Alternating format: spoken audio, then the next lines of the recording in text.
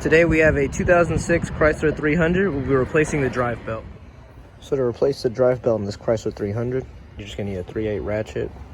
In the on position, just place it in there on the tensioner and pull up, releasing tension, and pull the belt off. So I have the belt off now. First thing we're gonna do with the new belt is pretty much wrap it around the tensioner.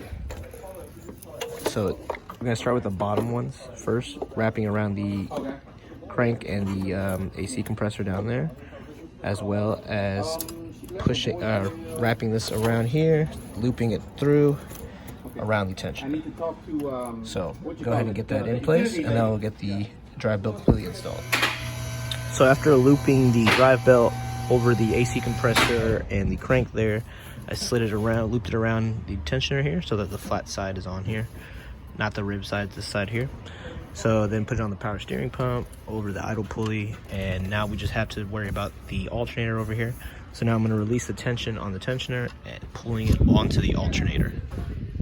So our new drive belt is now installed, tensioner's in place, belt's tightened up, everything's good. So now we're done. So thanks for watching, y'all. Please like and subscribe, more videos to come.